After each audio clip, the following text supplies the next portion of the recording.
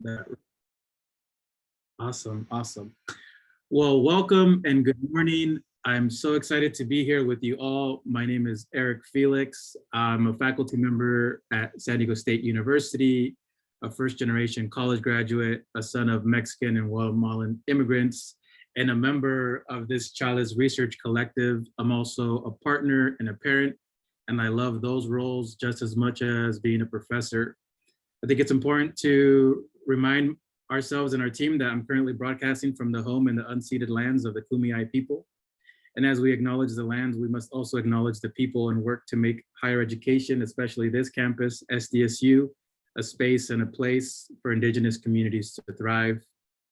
I think that in the pandemic, we've had very few opportunities to congregate and to be able to share our ideas, to have conversations, to be in community with each other. So, the team really thought it would be a great idea to create this event, to make it public, to make it free, to make it accessible, to come together and share our work. We didn't know how many people would sign up. I was thinking 20, 23 maybe, but as of this morning, we had over 60 people RSVP. And I think if my numbers are correct, there's about 34 individuals on the Zoom. And so we really appreciate all of you being here and our first ever research showcase. So a little bit about our format for the day. We love it if you could stay for 5 minutes or the entire time. We're just happy you made some time for us. We know Zoom fatigue is real. We have so many overlapping on-screen meetings. So if you want your camera on, if you want your camera off, we're happy that you're just in this room with us as well. Our agenda, as you can see, is pretty simple.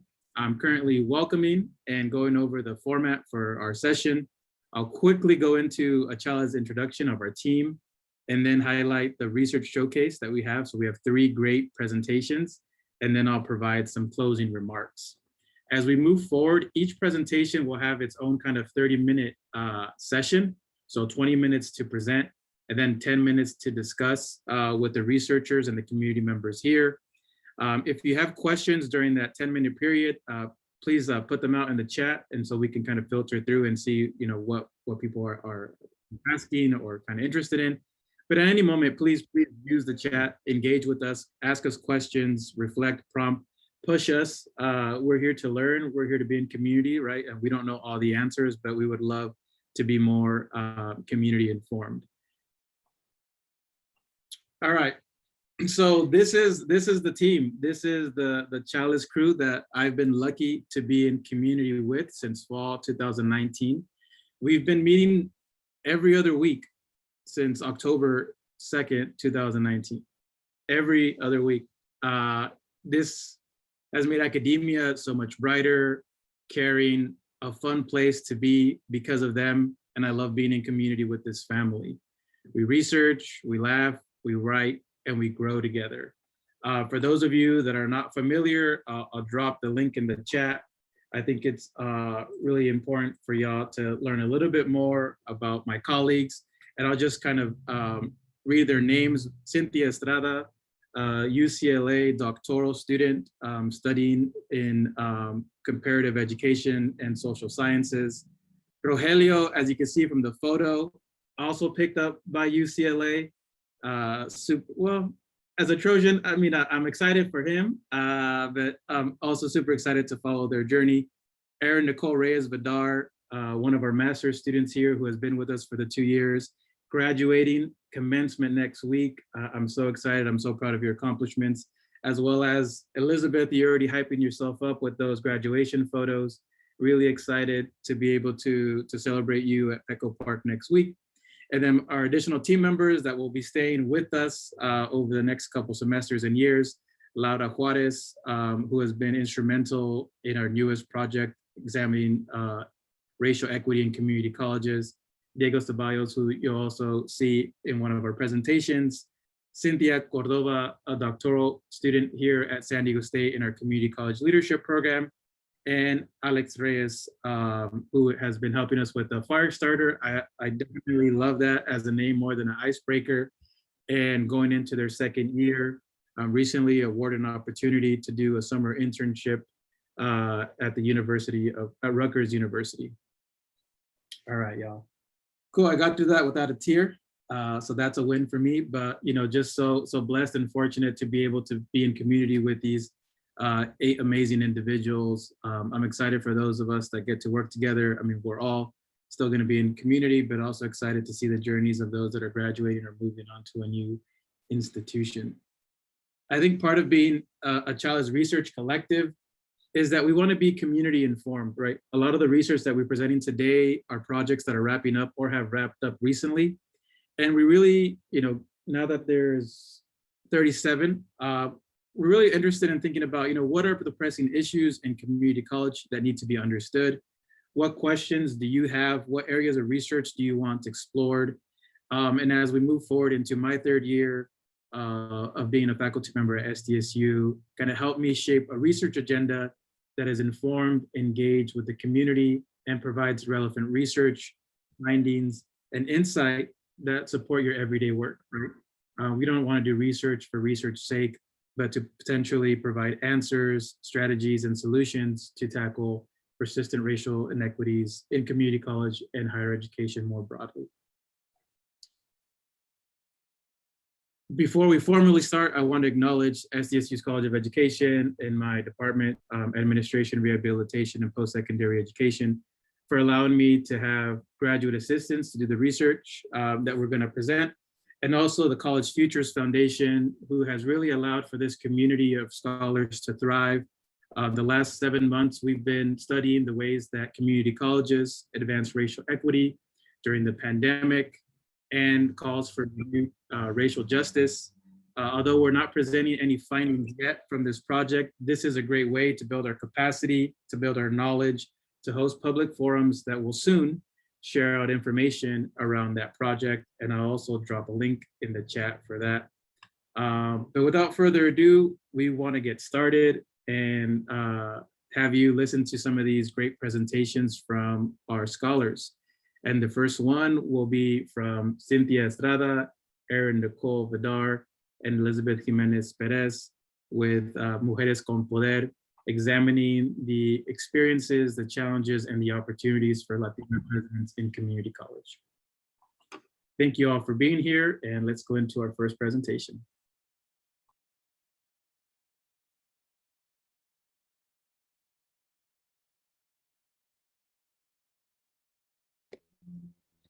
All right, good morning, everyone. Thank you all for being here. It's really special to have, the space and to be able to be in community and being able to share out our work. Before I start, I do want to recognize and thank our study collaborators, these amazing mujeres who allowed us to learn a little piece of, of what they do, of their hearts, who welcomed us, who really also empowered us throughout this time, who made this project very beautiful. And honestly, we just are very grateful to have had the opportunity to do this work that just really close to our own hearts. So with that being said, you are here in today's presentations. We'll be talking about Mujeres con Poder, exploring Latina presidencies in community college. So let's go ahead and get started. Hi, everyone. So we're going to start off with some introductions. We recognize that the work that we do is not separate from who we are as people. And so we really wanted to take some time to situate who we are in the work that we're doing here today. And so I'll start off. My name is Cynthia Estrada, pronouns she, her, hers, ella. I'm a doctoral student in the Department of Education at UCLA. I identify as a proud Chicana, daughter of Mexican immigrants, first generation college graduate from UC Santa Barbara. And last but not least, I'm a proud product of community. And that really includes my family, my partner, my friends, my mentors, femtors, programs like AVID, who really work to get students who come from backgrounds like ours into these spaces. And really just the village who helped me get here. And so I just want to acknowledge that a big part of who I am is the people who helped get me here. Thank you, Cynthia. My name is Erin Nicole Vedar. Pronouns are she, her, and they, them. I am currently graduating from the MA in Post-Secondary Educational Leadership Student Affairs program at San Diego State University. I'm a proud first-generation Filipinx American and also a product of my own communities, the wonderful, amazing people that believed in me, advocated for me, and empowered me to get where I am today. All right, cool. So what's up, everyone? Again, my name is Elizabeth Jimenez Perez. Gender pronoun here is ella. I identify as Chicana Desmadrosa. I'm a daughter. I am a community member. I'm a first generation scholar and definitely community made. Big shout out to EOP program at Cal State Fullerton. I'm a proud EOP alum and will forever be EOP. So yeah, that's who I am. We also added Dr. Felix because he is also a part of this paper and this work. He is a son of Guatemalan and Mexican immigrants. He prioritizes being a partner, a parent, and a professor, and he's also a first-generation scholar. So we share our positionalities today as a predominantly women of color collective on this project, and we wanted to acknowledge the diverse experiences that we carry between us as we've navigated this work. We do thank and appreciate Dr. Eric Felix for leading this, his first research collective, and bringing us all together. For Elizabeth and I, this is our first big research project, and it will not be the last. For Cynthia, it's her first time leading a big project. And for many of our study collaborators, they are the first Latinas holding the presidential role at their institutions. That's a lot of firsts. Our collective epistemologies and understanding of that gravity of being a first generation, first in the family, it's been a strength that we bring into this work.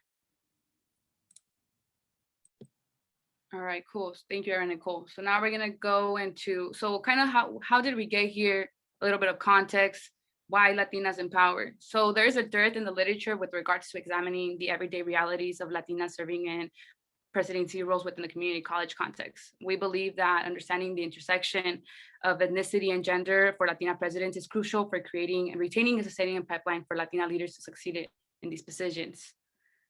So in light of this, the purpose of the study is to better understand the racialized and gendered experiences of Latina presidencies within community college. Specifically, we examined the Latina leadership pipeline in California across 116 community colleges. We engaged in pláticas with Latina presidents to explore the following research questions. In what ways do race and gender function in the roles and approaches taken by Latina presidents in community college? And what tools, strategies, or experiences do Latina presidents draw on to persist and survive higher education? Another thing I want to really add to this is, so why is this important, and why do we need to do this work? I mean, first thing is highlighting the experiences of these women, these amazing mujeres who lead with love, who lead with intentionality and just so much commitment, who have this very student-centered approach and equity-minded, they do amazing work, but also to really expose, the policies and practices that really block and just delay, that really just don't allow for Latinas to continue. What policies and practices are harming them, something that we want to learn, because I think something that we want to do is for, to help them be able to succeed in what they're doing and to continue to have more Latinas, be in these roles. Because we know, again, these women are doing dope work. They're amazing. They lead with so much love and care. And it's just what barriers are preventing, for us to really reimagine how we could move forward. I'll talk about reimagination a little bit later, but honestly, yeah, this is kind of how we came into this work. Thank you, Elizabeth. So given our positionalities and really the way that we view the world, we decided to really center Chicana feminist epistemology to not only honor our lived experiences as a predominantly women of color research collective doing this work, but that of our Latina presidents, right? The Latina presidents and our study collaborators. As Delgado Bernal states, using Chicana feminist epistemology really becomes about resisting epistemological racism, right? And so we do that by honoring the lived experiences and realities of the Latinas in this study. And so we unapologetically center Latinas to highlight the way that these presidents not only survive, but thrive in these spaces. And so we really appreciate having this really theoretical foundation, because it allows us to acknowledge that these Latina presidents have years of personal, professional, educational experiences that we can all learn from, not just as practitioners, but as researchers. And so we really see that as an asset in this research. And so we try to do that by inviting them to contribute to the knowledge production process. And I'll talk a little bit more about how we try to do that in the next slide. And so finally, I think one of the most kind of salient concepts that comes from Chicana feminist epistemology that was important to our work in the way that we analyzed our data was this concept of cultural intuition. And so for those of you who may not be familiar with the concept of cultural intuition, it's defined as a complex process that acknowledges the unique viewpoints that many Chicanas bring to the research process. And so although it was originally conceptualized to really talk about the unique ways that Chicanas approach research, the knowledge that they have that they bring to the research process, we used it as an analytic tool to really highlight the ways that we see the Latina presidents using their cultural intuition to advance student equity on campus. And so in the next slide, we'll talk a little bit more about how this framework guided our methods process specifically. So given our framework, we decided to use pláticas as a Chicana feminist methodology. To engage in pláticas, right, to platicar, to chat, is really different from, say, a focus group or a semi-structured interview because they're grounded in these 5 elements that are listed here. And so the first one is using Chicana feminist theories in your approach, grounding it in those types of approaches. And so we do that by grounding it in Chicana feminist epistemology. The second is that we didn't have study participants, right? We had study collaborators, and we viewed them as such. And we did that by inviting them to be a part of the knowledge production process.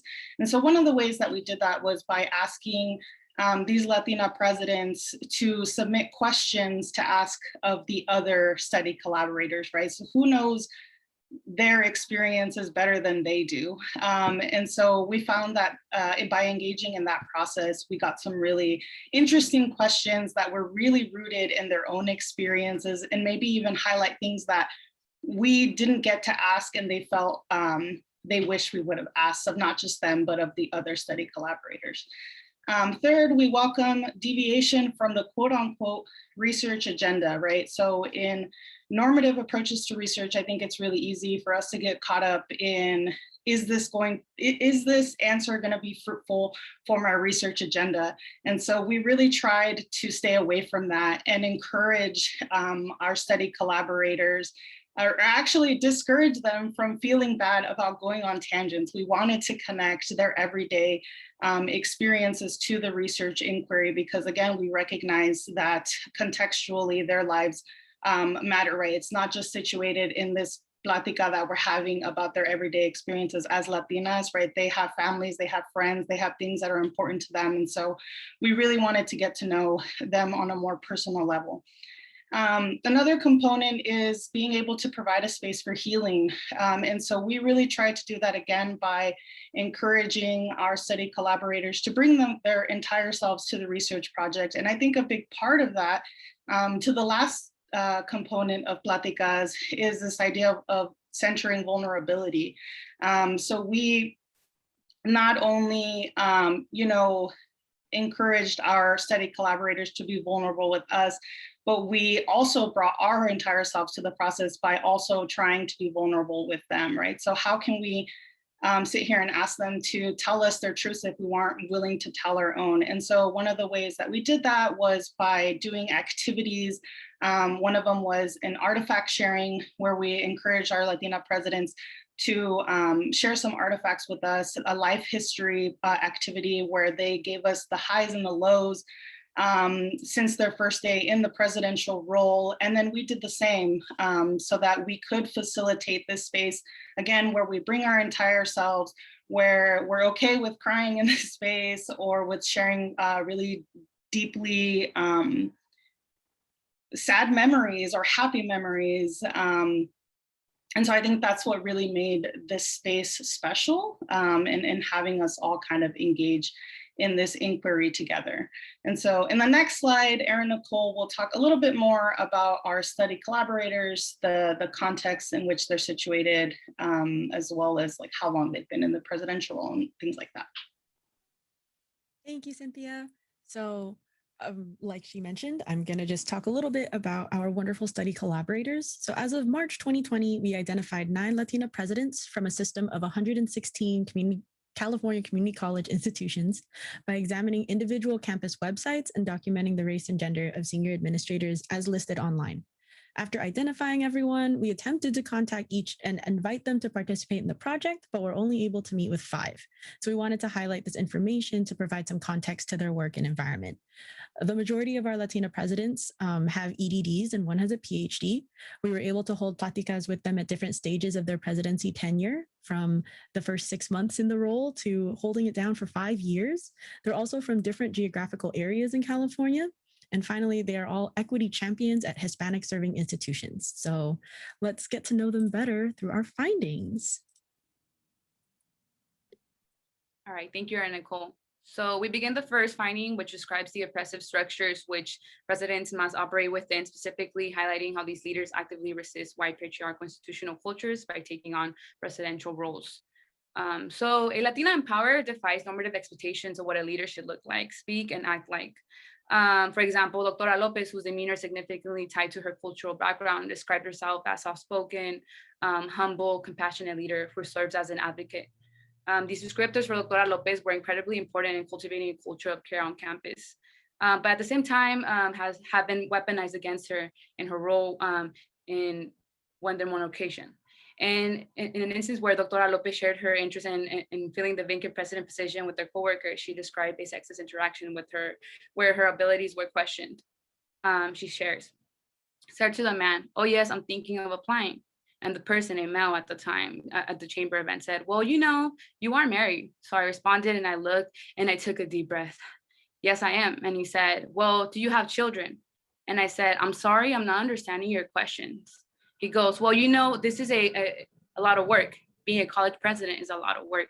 At the time, I was a vice president and he was not. And so he was in a significantly different position that was not at the same level at the college in the chamber. And so anyway, he said, because it's a lot of work and it really requires a lot of speaking and you have to speak really well.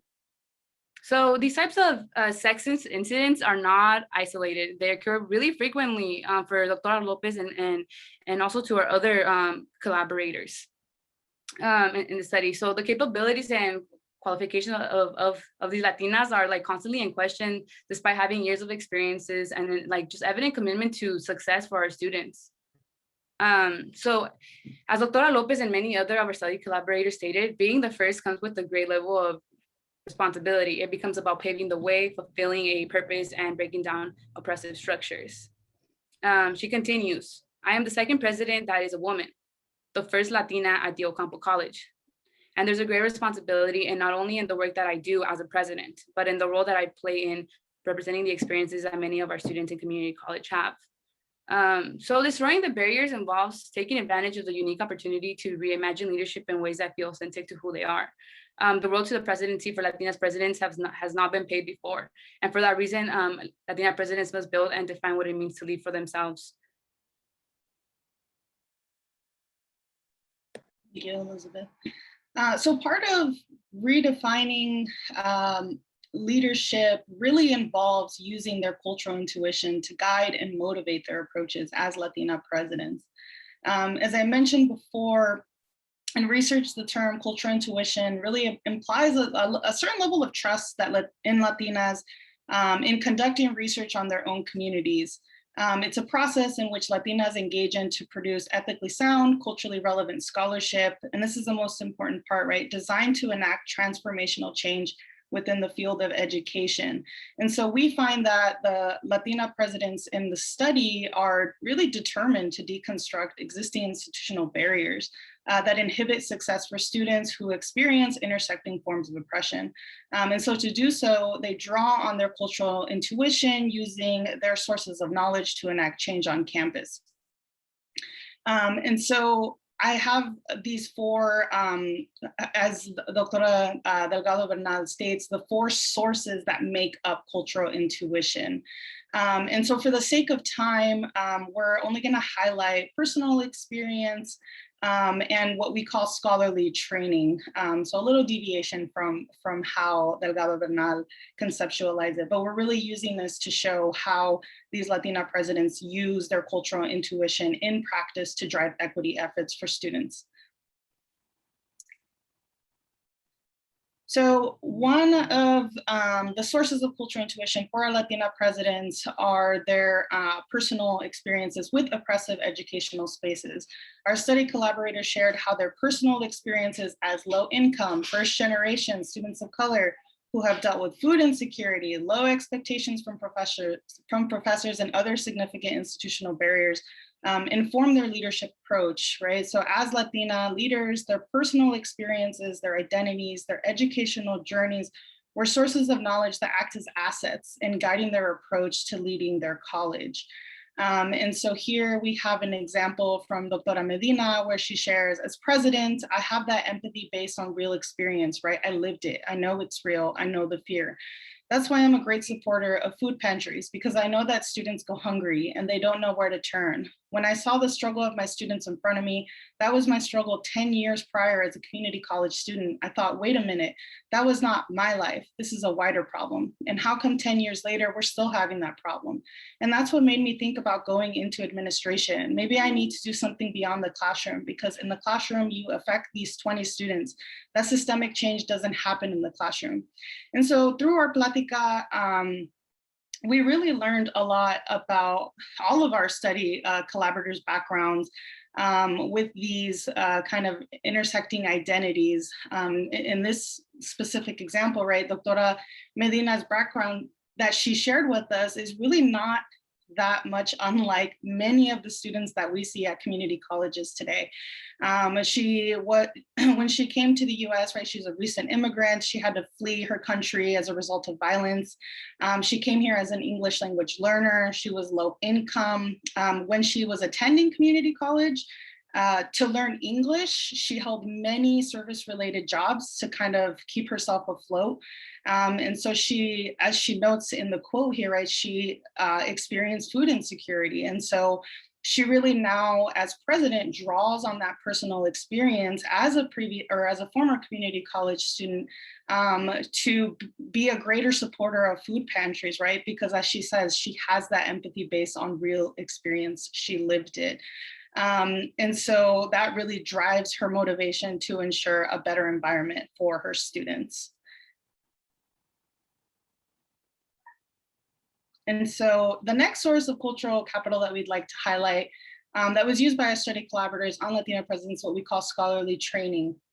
Right, as educated women of color, Latina presidents also draw on the knowledge, skills that they developed through their doctoral studies to enact equity efforts on their respective campuses, right? As Erin and Nicole noted, they all have a terminal degree, whether that be an EDD or a PhD, they all went through doctoral training.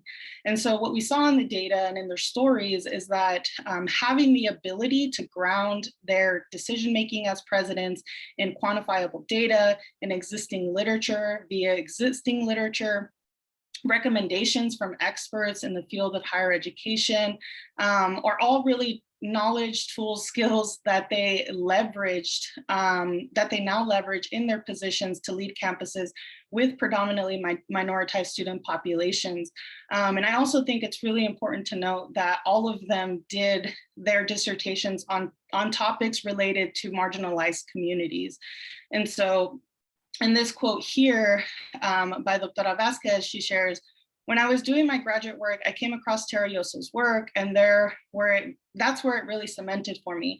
I started to delve into the research around especially Latina communities of color, the ways that we tell stories, the way that we have dichos, or that you pass along tradition. For me, that started to make sense. I'm like, well, if we're trying to change what leadership looks like or what someone empowered looks like, then we have to start modeling how the story can sound different.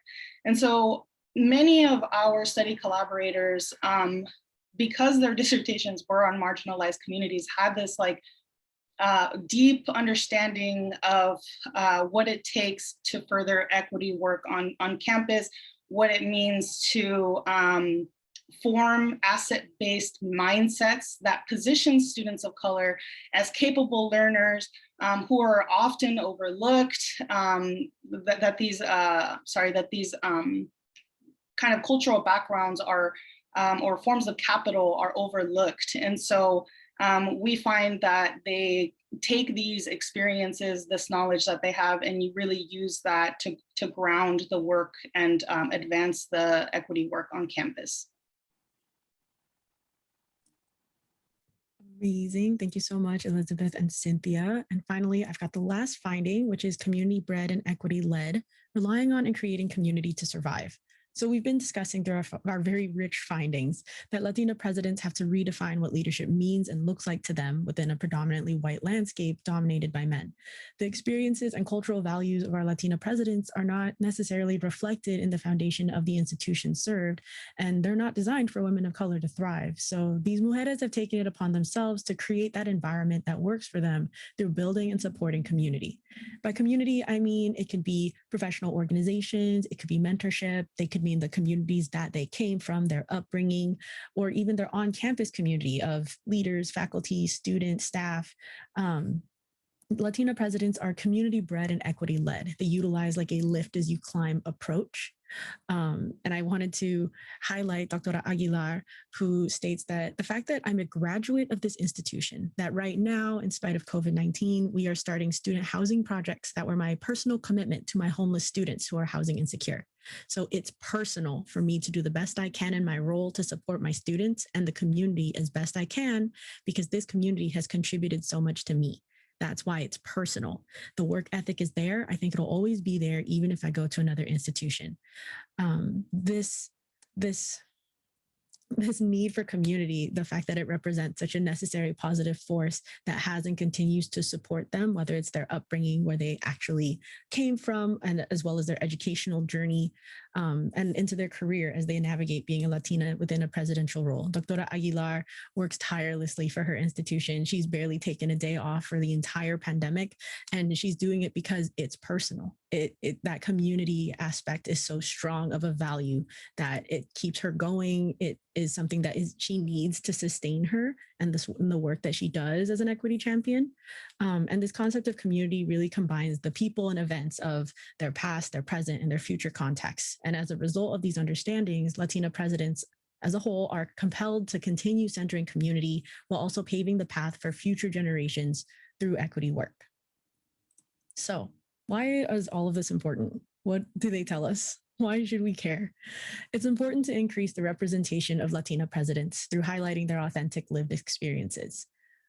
Through this study, we found and recommend like a cultural and systemic shift to value Latina leaders that tap into their cultural intuition as a valid source of strength and knowledge in the field of higher education. These mujeres are reflective of the students and broader community that they serve. They often come from community colleges or marginalized communities themselves. They bring their personal, professional, and cultural values of being rooted in community, family, and equity into the spaces that they exist in. And that needs to be encouraged and supported throughout their time in the institution. These women redefine leadership and leading with love and intentionality. And if we want to embrace a future where leaders have that cultural-based approach, then we need to examine the structures and policies in place that is hindering the success of women of color leaders. As far as like actionable items, we recommend the creation and maintenance of different mentorship and professional development programs for Latina leaders to get into higher education, find the community to guide them, and opportunities for growth and career progression in higher ed. It's important to provide those spaces and resources that allow these women to share space, learn together, support one another, but also allow these women to feel supported and seen within the institution as a whole as well.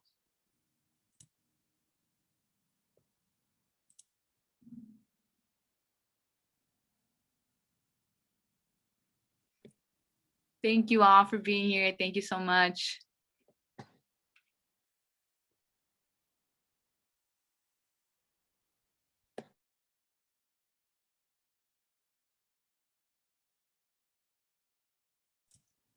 I'm seeing a question from Rick. Is the method Pláticas a culturally responsive research collection method specifically for Latinx OA folks?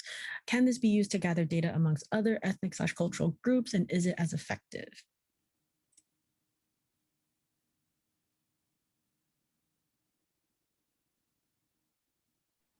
That is a difficult question. And it's one that I have had conversations with folks about before. And I think I would really recommend to Rick, who asked the question, thank you, to visit the source material, because I had that question myself, and then I went back to the piece by Fierros and Delgado Bernal.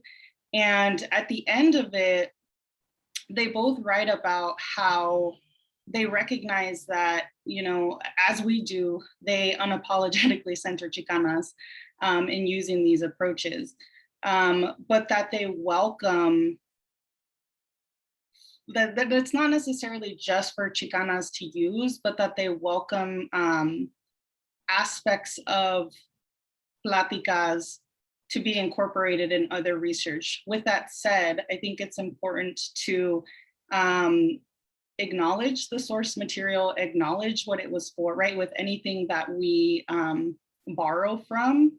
But for sure, I think there are opportunities for this to be used for other cultural groups. I know there are like other culturally relevant types of approaches that exist outside of the Latinx group. And if you have a specific group in mind, like feel free to message me. And if I know of one specific to the group that you're talking about, I'm happy to provide suggestions as well. I don't know if anyone else wants to add anything to that or if that made any sense, but. No, it definitely made sense. I think also for myself as like a Filipinx American, it kind of inspires me to look into research that's culturally responsive for my culture, because I know that like the Spanish word for gossip is like chisme, the Tagalog word is chismis, and there's still that like cultural value in creating connections authentically through chatting, through gossiping, through catching up with one another and things like that. So if it doesn't exist already, best believe I'm going to try.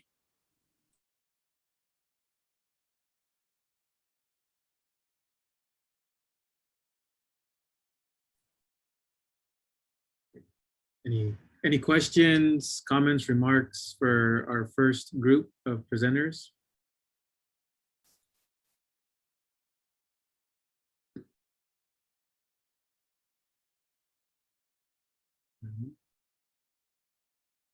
Anything from Cynthia, Erin, Nicole, or Elizabeth as we wrap up our first session? I think Juan has his hand up.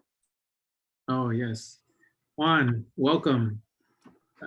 Thank you for having me, Doctor. Ladies, thank you for the presentation. It was good knowledge. I am too working on a dissertation, and a lot of what you guys, what you ladies have presented is really, I think is going to help me with my own research. With respect to the cultural intuition, is that similar to cultural frames and the framing of obviously issues that you know, are presented to problem solvers, leaders? I know that Bowman and Dill tend to present sort of what I tend to look at as a whitewashed theoretical approach to how leaders frame institutional problems, organizational issues. And I just wanted to know if that idea of cultural intuition is similar to cultural framing. And I think cultural framing is generally an approach that is synonymous with sociological approaches to examining the way that societies, leaders frame problems. I think Dr. Rios uses cultural framing or framework in his work on Latino youth. Thank you. So I'm not as familiar with what you just mentioned, but from what I gather that you just explained, I think, because like, as I mentioned, cultural intuition really comes from the research process, right? It's like acknowledging in the research world that Chicanas have these really unique sources of information that guide the process. And I think when we use that to look at Latina presidents, it's more, we're really trying to highlight, and we're really trying to highlight that like their cultural intuition and the way that they draw from their own experiences is of value, is an asset. From what I'm hearing you say, it seems more like the cultural frame that you're talking about, is it more institutional or? Yeah, Yeah, I think one of the big things for Bowman and Deal, yeah, you're trying to understand the organization. It's through theory and through culture, structure, politics. And I think for the cultural intuition, if you read the work from the 90s, it was a form of resistance around Chicanas, Latinas not being able to present themselves in their full selves as researchers, as academics, as mothers, as sisters. And so I think the cultural intuition from the founding literature is really kind of pushing back on academia and allowing for someone to bring their full selves to leadership or to research or to writing. And the Bowman and Deal is more so about understanding organizational culture and how it may work to hinder or advance kind of goals around whatever the organization and its core mission might be. So they're slightly different. Yeah, I would agree. Again, I think my understanding, I could be wrong, somebody might be able to correct me here, but the idea of the cultural framework, at least the way that I understand it, so it seems to be closely aligned to this cultural intuition, which is, I don't know much about it, but just taking from what was explained here, seems to be more synonymous with how feminista, how women leaders maybe bring their multiple identities and experiences to their work. The way I understand it, at least from the sociological perspective, the way that that some of those researchers have used it is sort of the same way. It's like, you have differing experiences throughout your life that, particularly for historically marginalized and minoritized individuals, that we use to help bring us to a point of action, right? On how to address a problem or an issue. And it just piqued my interest that maybe cultural intuition might be something just more specific that I might need to dig deeper into, because I too am looking in my research, I'm looking specifically at leaders of color, BIPOC leaders of color at community colleges, and how they use cultural framing as a way to approach solving these problems that these mujeres have attempted to address differently than their non-BIPOC presidential leaders. So, but that was it. Thank you very much. I really appreciate it. I look forward to reading a little bit more. Okay, thank you, Juan. So for our scholars, we have one more question, I think, from Dr. Hippolyte around burnout and taxation of women of color leaders, if you want to address that as we close.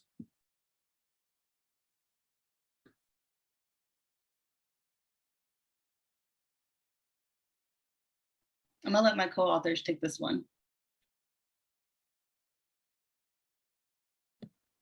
I think one of the first things is recognizing, the labor and the emotional labor that is required of from these women, and just like their efforts in advancing racial equity. I think that's like a big thing when it comes to the burnout. I think it's really difficult. I think something that we saw during this time, and it's hard because, it happened during like COVID-19 and what's required of them. And again, like this commitment, to this work, I often think about when it comes to like emotional labor, how, there isn't a problem when we are committed and we have this heart, for our work, this love, passion for our work. But it is very problematic when our commitment is is being used instead of being provided with resources, and that's when it becomes a big issue. And I think there just needs to be, but first of all, more Latina in these roles, first of all, to be able to support one another. But again, like that one part of it is the recognition of that labor, I would say. In addition to that, I would also suggest that was sort of what I meant by like systemic change, because we can create these spaces by Latinas for Latinas, but we need like the entire institution to buy into the validity and like all the value that these Latinas bring into their work.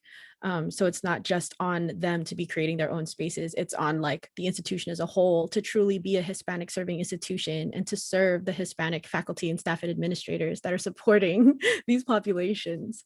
So there's a lot of work to be done for sure, but it starts in the pockets and it has to get much bigger than that. One more thing I want to add really quick.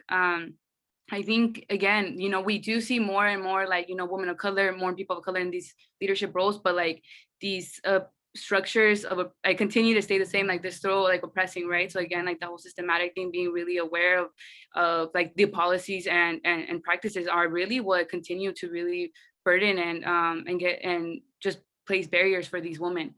So I think, really thinking about how can we really be more cautious, more intentional with the policies and certain practices, but also behaviors, how we understand, how we say certain things is really important as we move forward.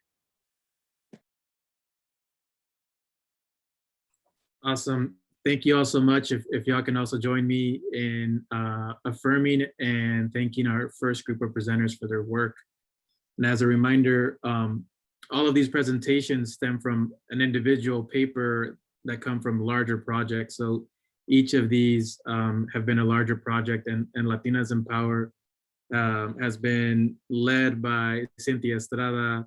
And a lot of times we don't acknowledge it, but it's also grant funded through various sources, both at SDSU and the CSU Chancellor's Office. So, I've always believed in their work, but also outside agencies have provided resources for them to be able to continue this work. And I'm so excited to see how they continue to share out this work, their research, their approach as women of color scholars in trying to get more Latina leaders to thrive as presidents, especially in the California community colleges, where over a quarter of the students who enroll are Latinas, and that number of presidents is not proportionate to that enrollment rate. All right, y'all, so timing is pretty good. We're supposed to start the second one at 10:50, so give me a thumbs up, Rogelio and Diego, if y'all are ready. There we go. All right. Diego, also want to give you a happy birthday shout out. Thank you for being here on your born day. That means a lot to be able to share your time with us. All right. Yeah, and you share your birthday with so many amazing activists in society. So, we're gonna have to put you up there when celebrating so many people. And also shout out to Profe Gradia for putting me on that it was your birthday. So yeah, I'm back, Eric Felix, the PI for the CCHALES Collective.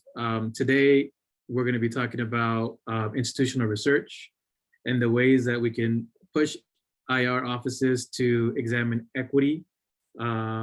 Diego, myself, Rogelio, as well as Elizabeth and Erin, Nicole, spent last summer examining all the community colleges in the state of California to be able to, one, just identify their mission statements / overview statements, and then apply a critical analysis approach to this work to have the kind of the field of IR and the ways that they articulate or omit having a charge to understand, identify, and address racial inequity on their campus. And with that, I'll let Diego kick us off with the presentation. Hi, everyone. Excuse me. My name is Diego Armando Ceballos, pronounced he, him, his, él. Thank you, everyone, for the birthday well wishes. I'm really glad to be here. This is what I would like to be doing, sharing space with family and friends, talking about the work that we're doing to better our society. So our research is nested in community colleges because they serve high concentrations of low-income, racially minoritized students who continually face inequalities through their educational journey. In addition to this, community colleges receive less money per student compared to public and private four-year institutions.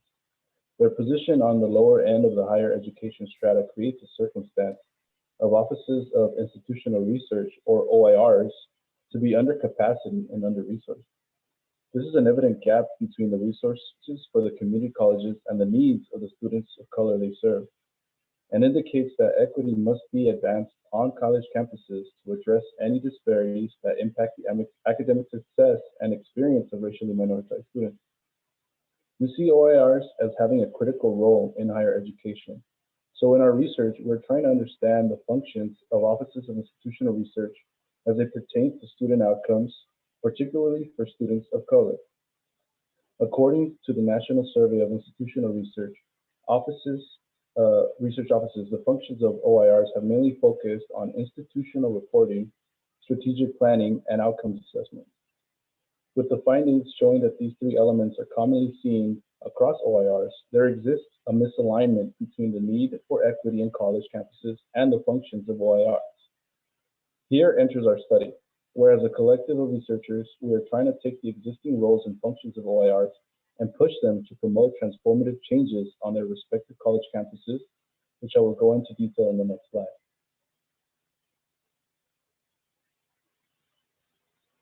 Offices of institutional research have typically remained neutral when it comes to addressing inequities.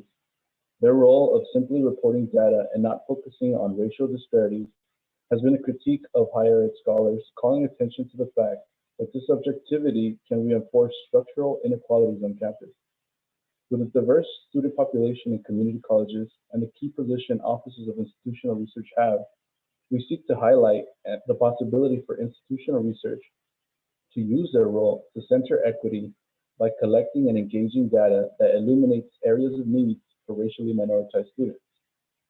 Therefore, our study sought to answer these research questions. In what ways do OIRs describe their role and function within the California community colleges? As well as how, if at all, do OIRs articulate their role in addressing or advancing racial equity?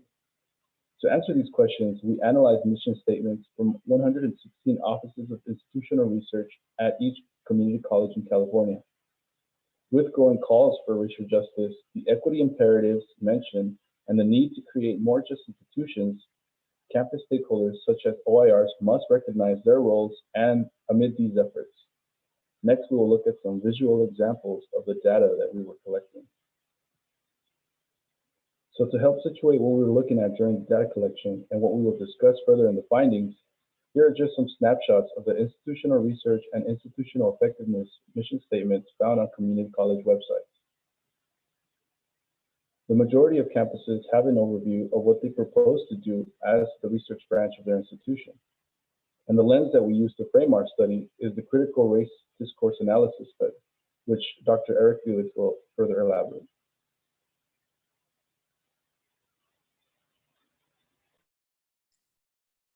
All right. Thank you for that, Diego. So in our paper and the larger project, we use critical race discourse analysis to examine the text that we collected to illuminate the invisibility of the discourse related to race and equity and how offices of institutional research frame their mission, their purpose, and their function as a central unit in higher education. We drew on Derek Bell, Gloria Ladson-Billings, Bill Tate, and Lori Patton in applying CRT into the educational context to understand the underlying logics of language in the IR statements, as well as the omissions and inclusion of racialized discourse. I think for us, we were trying to really understand if at all these offices of institutional research describe having a role in identifying, addressing, and improving racial disparities on campus. I think that CRDA really allowed us to illuminate the impact of these words and these statements and the racial implications for what offices of institutional research can do. A little bit about our methods. So at the time, we data mined all 116 institutional websites, and each of these websites, we scrolled to see if we were able to find a mission or an overview or some kind of a welcome page that described their primary and central purpose on campus, as well as some underlying values or a mission that they might have. At the time of our data collection, both in fall 19 and fall 2020, we reviewed each campus again. So Diego actually went back and looked at all 116 institutional websites, and we were at 108 campuses for this final sample. So that means that 7 campuses did not have mission statements, and 1 campus did not have any information as it relates to their Office of Institutional Research. We worked to clean review this data for accuracy and then moved on to analysis. If you know me, I'm all about creating an analytic protocol or some type of a tool that allows us to understand systematically what we're seeing, that's guided and developed by our theoretical framework. And so our analytical protocol looks like this, where we had 4 different kind of phases of analysis. 1, we just collected institutional characteristics as it related to their overview description, the institution, and the office name. And then we had team conversations around what's the primary purpose, what are action words that they use to describe this primary purpose, and then we categorize them into 3 different types, advancing, passive, and collaborative, which Rogelio will talk a little bit more in the findings, as well as the discourse around, is it student-centered, is it equity-focused, and then, related to this equity discourse, does it talk about equity as something to be identified, equity as something to be achieved, or is equity kind of just thrown in there because they're mentioning, student equity and achievement program? So just kind of listing equity as a simple word to be included. And then lastly, we thought about, given this mission statement and their overview, who benefits from the work of institutional research offices and what action can come from their data reporting, their data analysis, and the evidence they provide for leaders to take action. And that kind of really rounds up the analytic protocol. We can share a link to this and our data that we have available for the public, and my colleagues will dive into the findings. So Rogelio, if you're ready, let's go with the first one. Thank you, Eric. So historically, IR offices generate data and then hand it off. Through our sample, majority of IR offices were categorized as passive in the role to improving racial equity. Common descriptive words under this category were sustain, support, and maintain. A second set of statements were found to be collaborative. These OIRs were active with assisting campus departments with evaluation. Common words under this category were assist, provide, and inform. The final category, advancing, described OIRs that took an active role in furthering the institution's mission. Common words under this category were strengthen, further, and promote.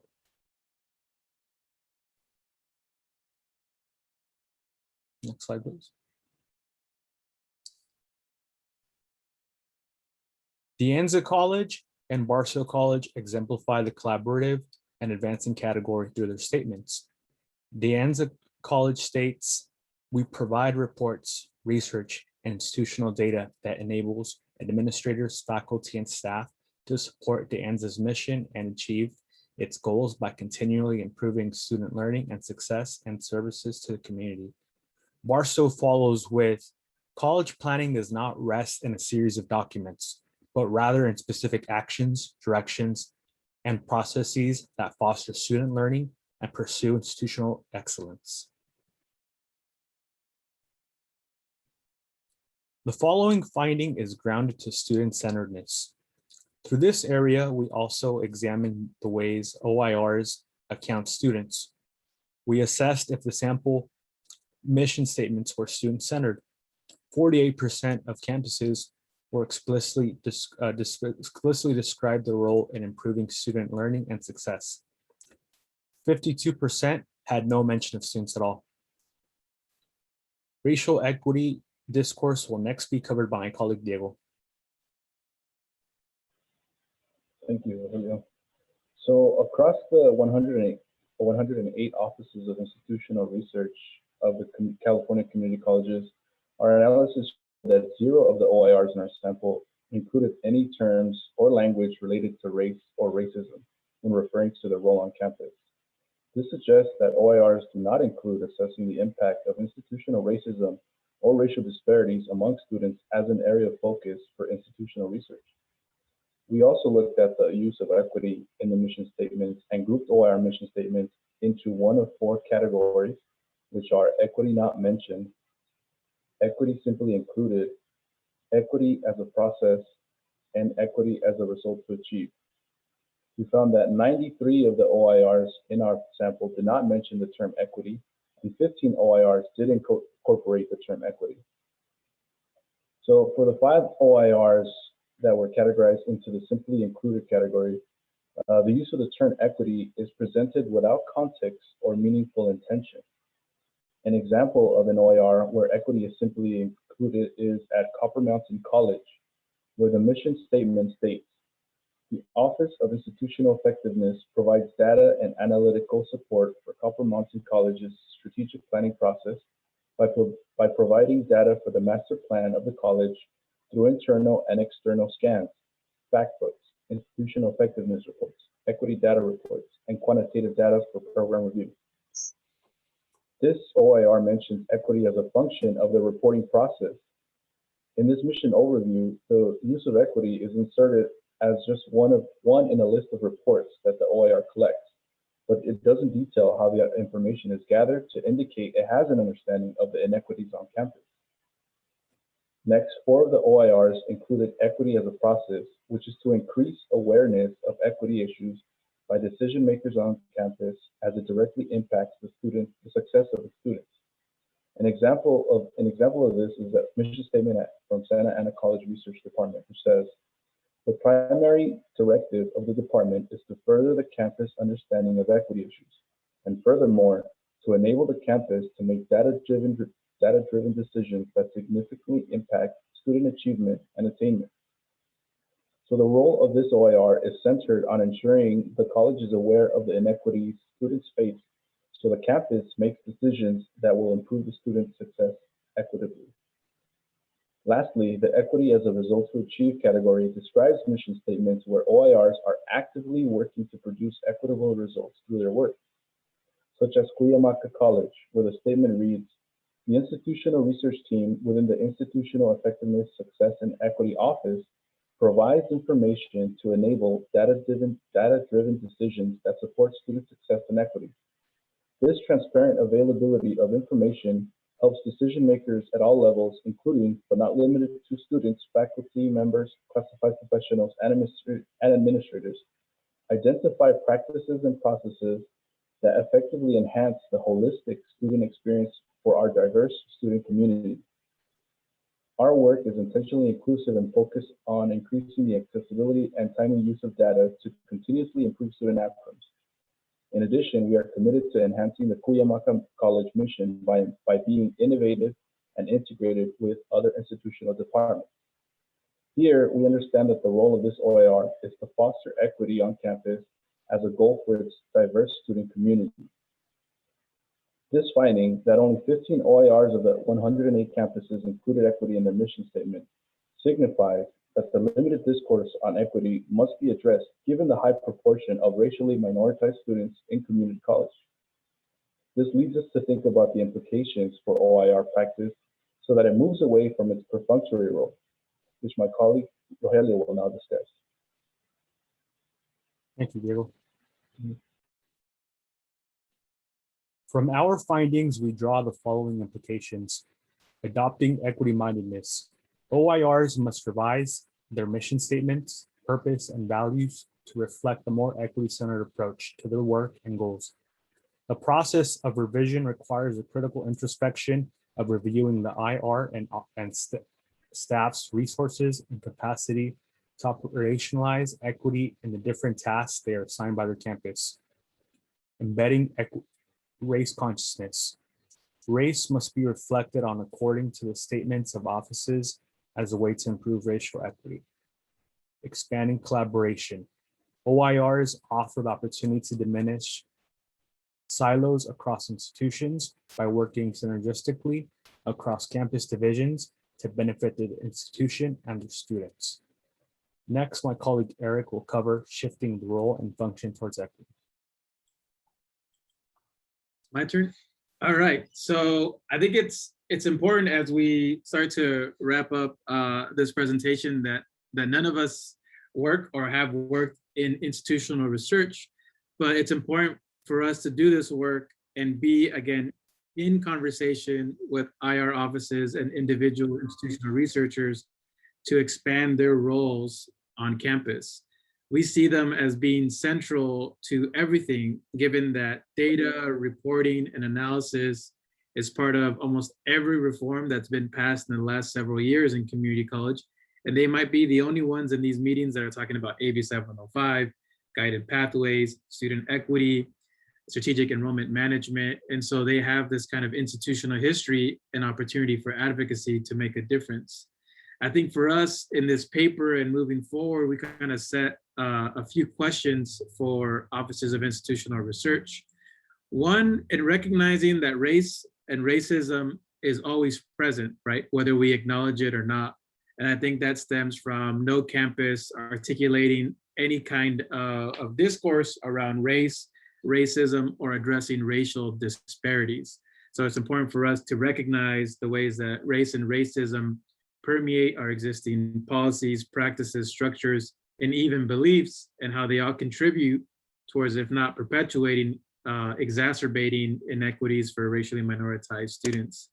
Our second question is really thinking about how offices of institutional research acknowledge that it's no longer about just identifying disparities for campus leaders to make decisions on, but for them to be central and be agentic in advancing equity on campus, right? How do you move from, and this is a conversation I've had with many, from being this objective individual that's just kind of reporting the data as they see it to someone that uses their agency and advocacy to make a difference? I think that is something that is changing in institutional research, especially in California, where individuals see that they have so much more to offer their campus beyond reporting, analyzing, and presenting data. The other one, again, is just to think about how, we continuously shift our purpose and our function from historic and traditional roles to new ones, where we are calling for racial justice, we are calling for equity, and where students are able to have a more just conditions, experiences, and outcomes in community college. And then lastly, I think for us is just continuing to develop the competencies as well as the understanding the offices of institutional research become more equity minded, more race conscious, and advocacy driven. And so these 4 questions that we've asked are the foundation for a presentation that we'll be doing at Strengthening Student Success Conference. And so kind of move away from the findings and the data to actually have a workshop where we support practitioners to interrogate their office, their mission statement, their perceived purpose, and how they want to move forward themselves in shifting the field of IR towards equity and justice. So we want to thank you for your time engaging with our content, and now open it up for any questions you might have about this particular presentation and project.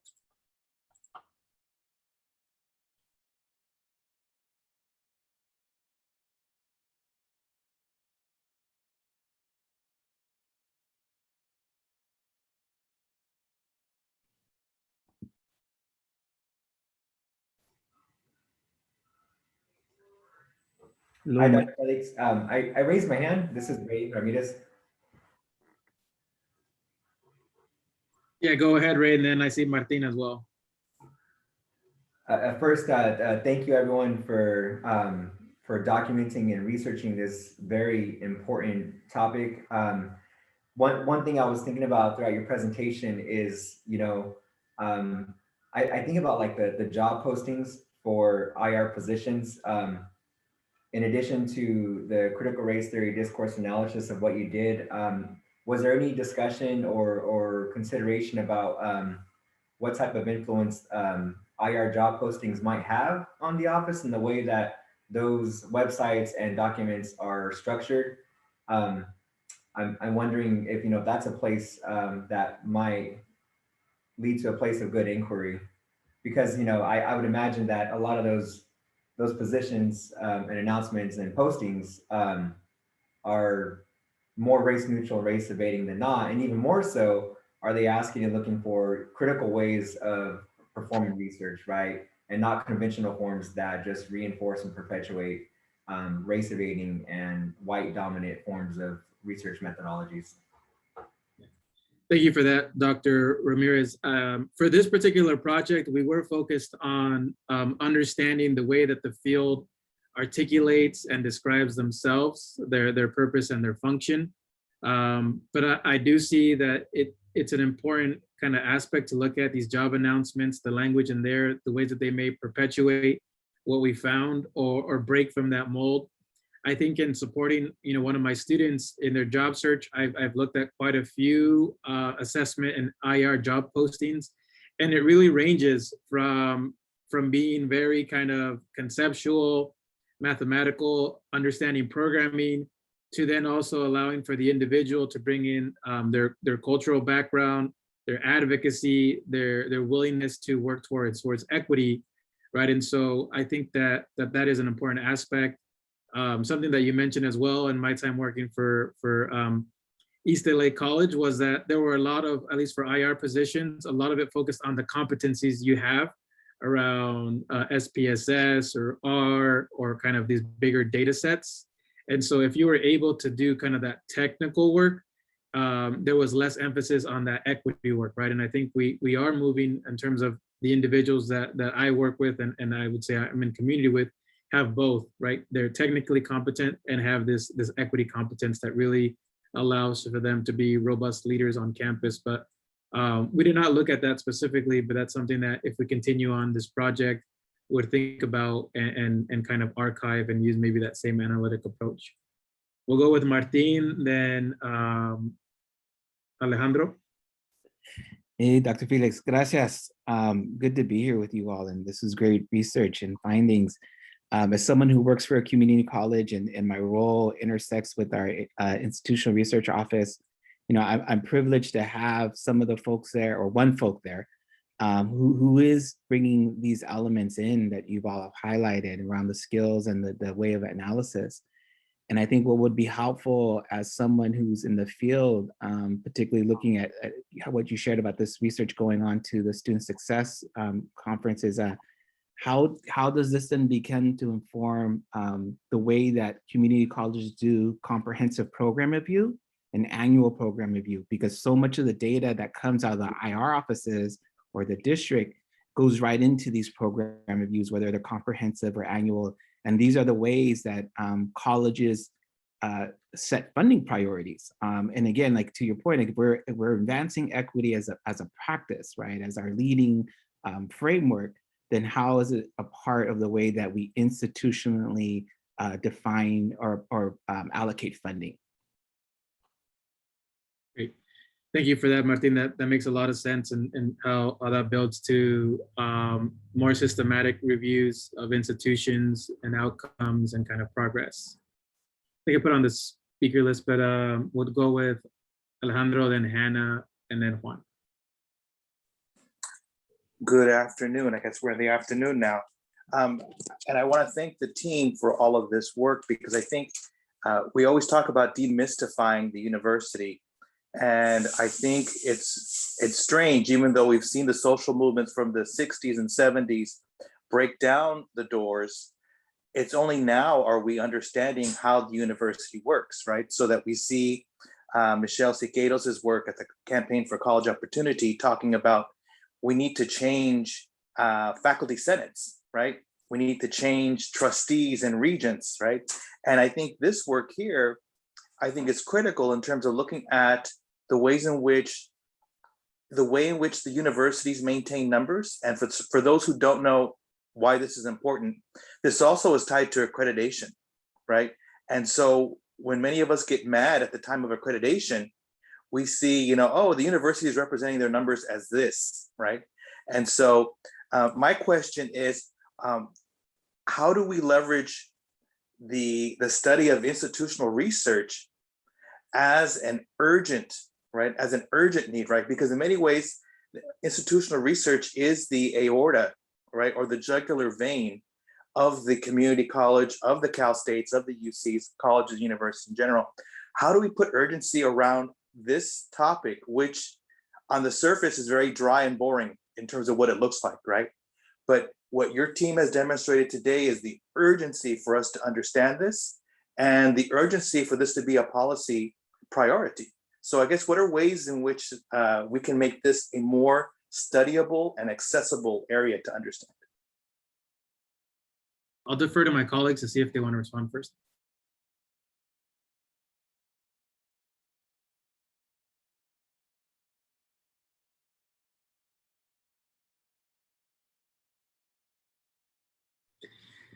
Well, thank you for that question, Alejandro. We also have some amazing IR folk in this room as well, but I think that it is clear from my own research and fieldwork that IR and IR personnel are central to any of the reforms, any of the goals, any of the strategies to improve student success or equity, given that they are ones that have a deep understanding of institutional history, of the structures that might enable student success, as well as the ones that might hinder student success. And they're able to kind of communicate in clear ways the ways that, you know, patterns of inequity may have risen during the pandemic, and are the first ones to kind of spot where the problem areas are. And I think to be emboldened to say that they also have potentially ideas, strategies, solutions to address them. So I think that, you know, it is critical for us to provide them resources as well. I think, and Rogelio's writing in the paper, is that you know, the lack of capacity across community colleges, right? Some community colleges share one IR office or even one individual across a district. Some have 6, 7, 8, 9, 10. Others might have 1 or 2, but are stretched across so many different areas. And so I think for us, and especially articulating in the paper, is that we're not faulting or blaming any individuals that come up with these mission statements that might lack a focus on race or equity, but a clear understanding that there has been continuous lack of resources and capacity building for offices of institutional research to really be this kind of vibrant unit on campus that advances equity writ large and racial equity more specifically. Hannah, and then we'll go with Juan. Hi, thank you so much for this research. It really resonates with me. Obviously, I work in institutional research at a community college, and for personal reasons, well, I had the privilege of actually getting to take a peek at the results. And when I did, and looking up my own institution and my own office's mission statement, I realized that we walk the walk, but we don't talk the talk.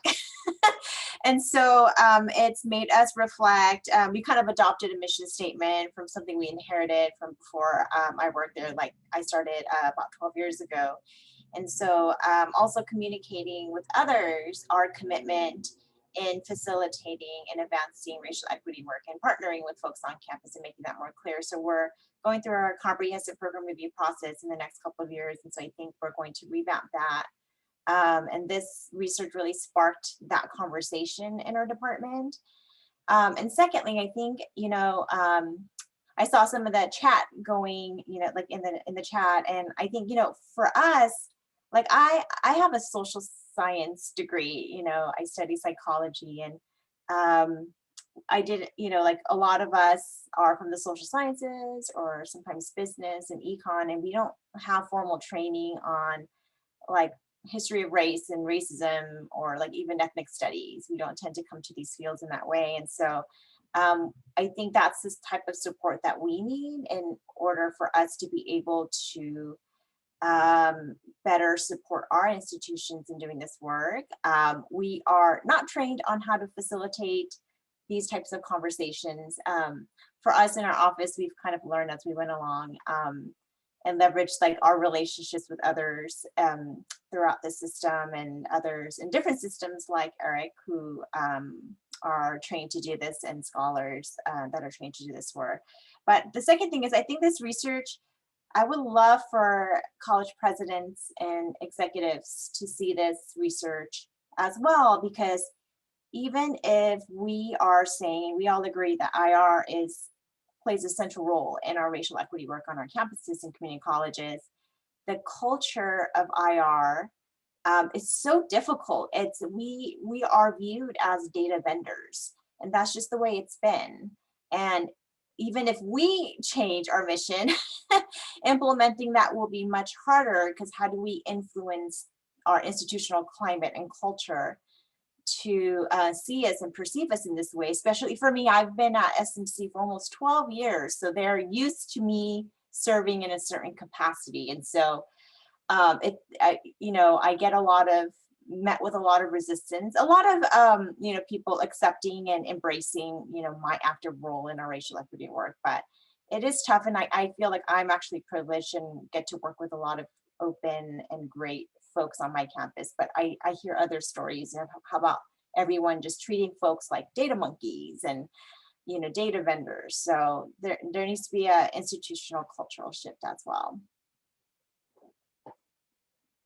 And thank you so much for that, Hannah, and thank you for your continued advocacy. When I think of a community college educator that is not only an amazing IR professional, but also interrogating those deep issues of race and inequality on your campus. I mean, you role model that, and I think we've had plenty of conversations as it relates to that. Just a couple remarks. I think one, when we started this research, I kind of offhand tweeted something that said, wow, like I'm reading all these office mission statements and nothing reads as it relates to addressing inequity. And I think there was like 2 or 3 people that responded, and over that winter break, they actually changed their mission statement. So that was a good thing in the sense of like, wow, like just sending out a tweet kind of has people to reflect on and kind of update and say like, how do we live out our mission? I think, so that was really great. On the other side, as a researcher, like, oh, you're kind of tampering with your data, but that doesn't really, I mean, obviously you have to account for that, but I would much rather that individuals reflect on their mission statements and change them than kind of have good data that shows that no one is talking about equity and racial inequality. And then I do think that it's clear that we need to emphasize this to college leaders and senior administrators to be able to also recognize the robust kind of skill set and advocacy you can bring to the campus and not be kind of restricted to just being those data individuals, right? So you're just the data individuals. You see that sometimes where like the IR office is actually off campus or offsite, and kind of that speaks a little bit about the relationship of campus efforts and the offices of institutional research. But thank you so much for your questions. And I think my team, we're committed to public access of this information. So anywhere you want us to be in community or conversation with, we're happy to join if our schedules are free. And I know that you'll also be part of the Strengthening Student Success session. That is one way for us to talk about, I think what Quay mentioned, the competencies around institutional researchers and what they do or don't have. And a lot of the postings as it relates to kind of thinking about what Ray said, there's a lot about predictive analytics and kind of strategic analysis, and not more so on kind of understandings of race, organizational change, which is huge. And so we do focus more on those technical competencies, so we can continue that conversation. I know, Juan, you've patiently been waiting, so if you have a question for this second session, please share, and then we'll move on to the third and final one.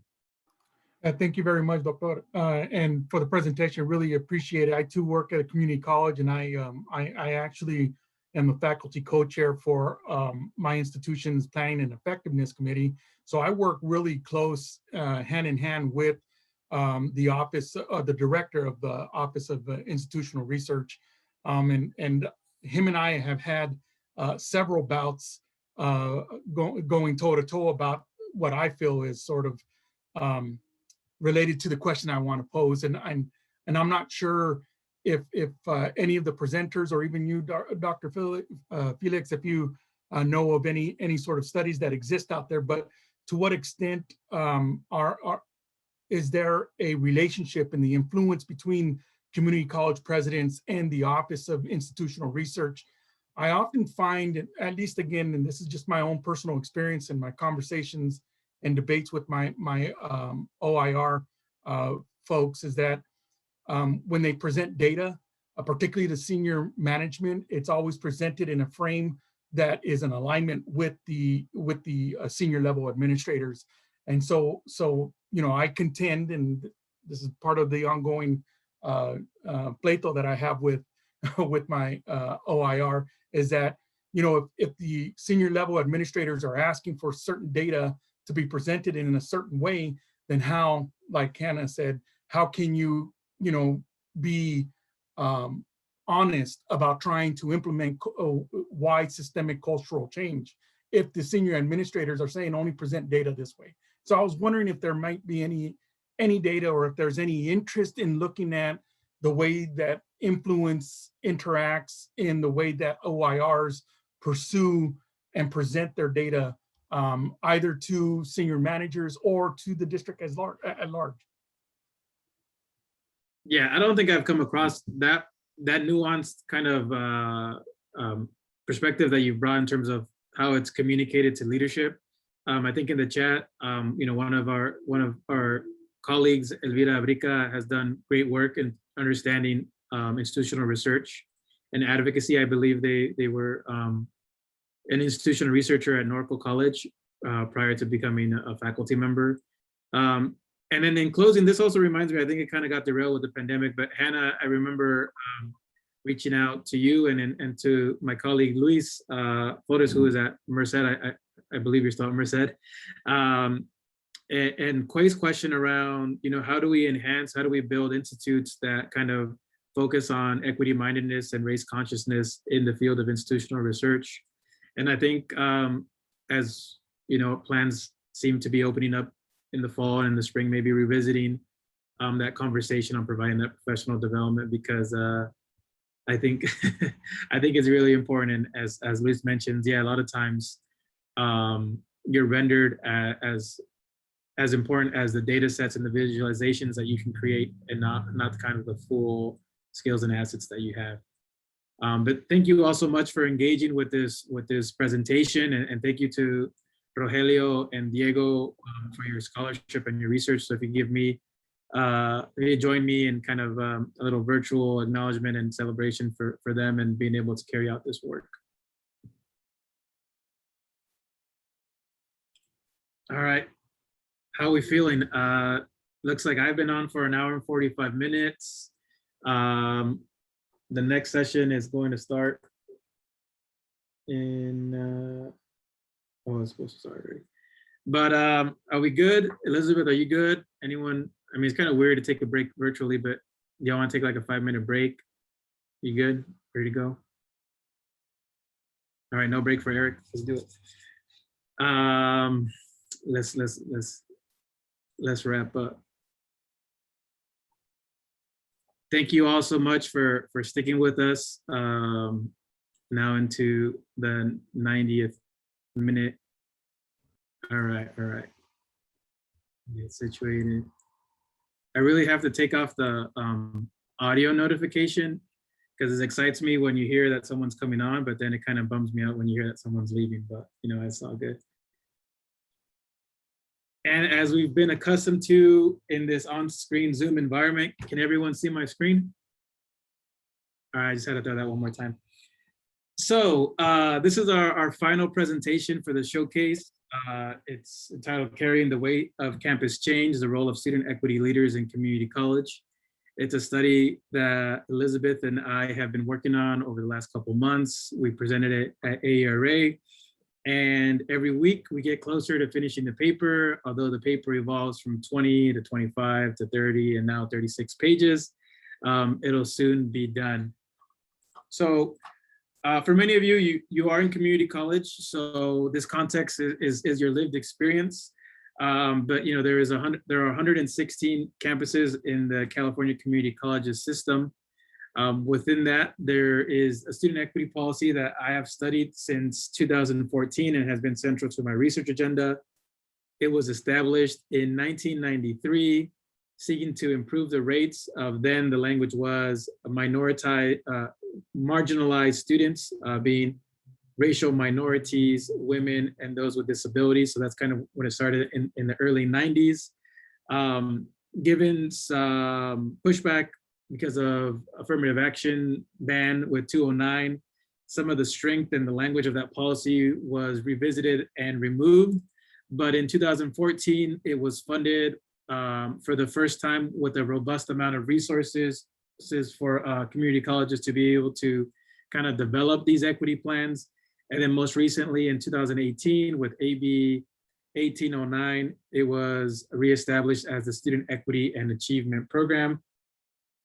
One of the interesting things with the student equity policy and now the program is that it's had varied kind of implementation across the system, right? When you think of over 100 individual campuses with their own history, their own culture, their own way of doing things, you might see a campus that currently has a coordinator for student equity.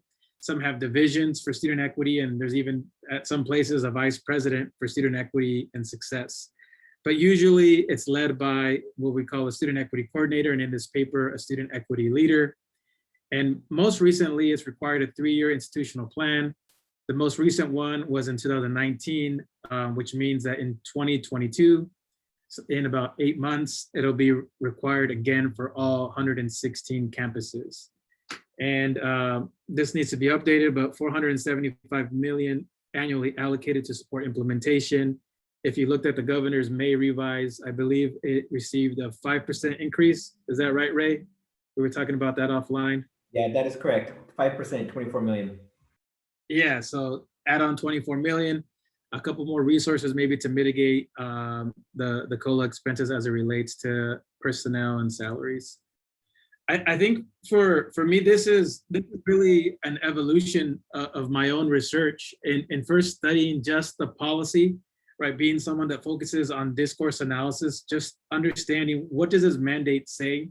What are the opportunities that are embedded for campuses, and how can student equity leaders take advantage of that language, of that policy, of the planning process, and the funds to make a difference?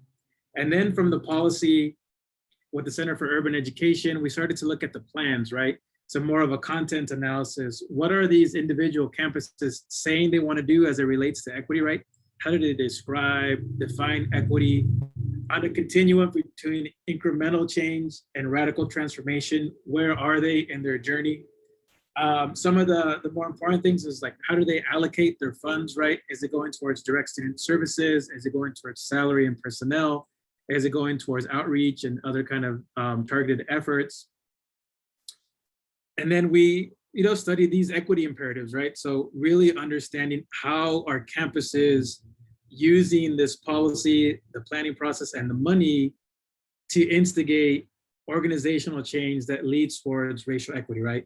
And so thinking of campuses that are explicit in addressing inequities for particular racially minoritized communities. So as you can see on this screen here, this campus was focused on reducing the inequity for the Latinx population. It's clear in its 3-year plan in the ways that it wants to address it. It leverages the Chancellor's Office vision for success, as well as its goals around AB 705 to improve kind of the retention and success around transfer level math and English.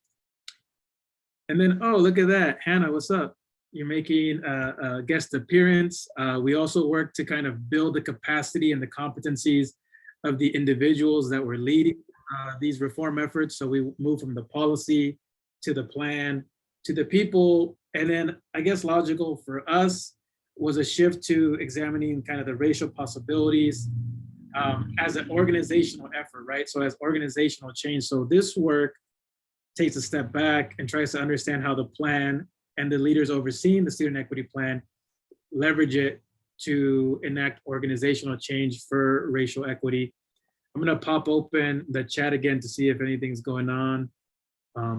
When you go from share screen to not everything moves around. All right, so it's just a little LOL from my colleague.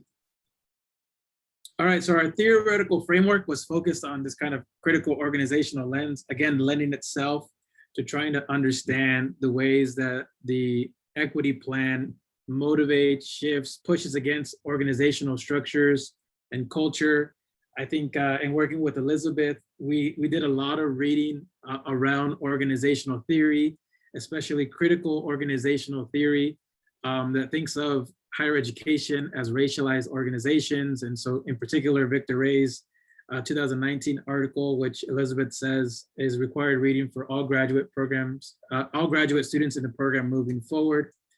But specifically, we want to understand kind of the added work of the individual. So we focused on cultural taxation, emotional labor, and most recently, a concept that's been brought up is racialized equity labor.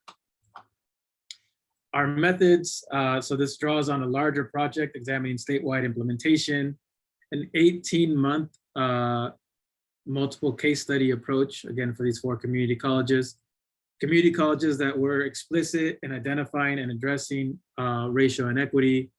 And then as a classic case study, we use interviews, observations, and institutional artifacts.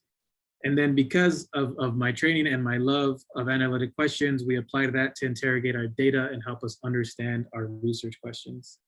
A little bit of context about our participants in this work. So namely, wanted to point out that all of our student equity leaders, I self-identified as people of color.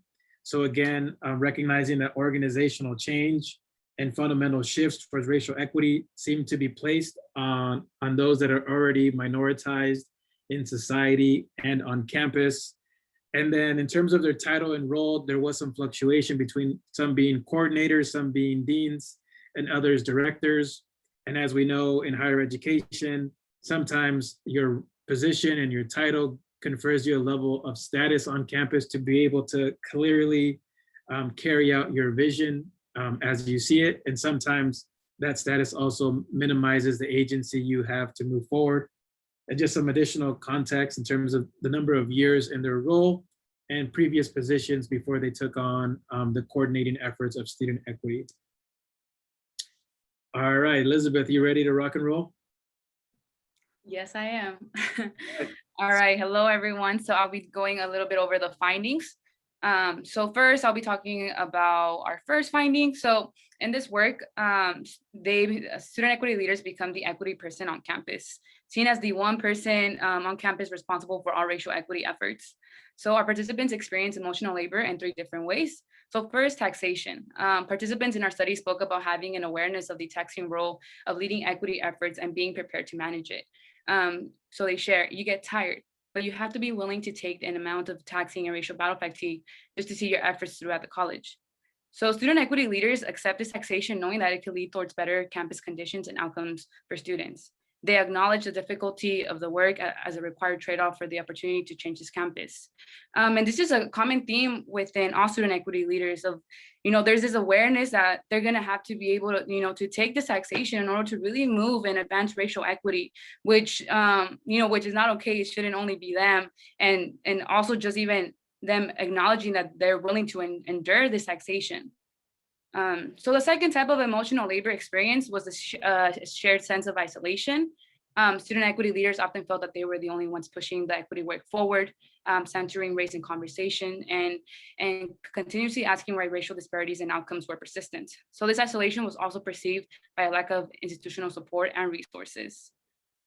So one of our student equity leaders shared, I have a deep sense of wanting communities of color to have more of a say, have more power, knowing that our students deserve better. I feel like I can make a difference here improving equity, she continues. But then on another day, I want to fully admit I want to quit. This work is hard and there's a lot of resistance. I need to challenge beliefs and it becomes a very isolated decision. So this quote illustrates the tension between feeling isolated and their commitment to equity work. The lack of acknowledgement left our participants feeling invisible and questioning whether the role, work, and efforts was making any difference.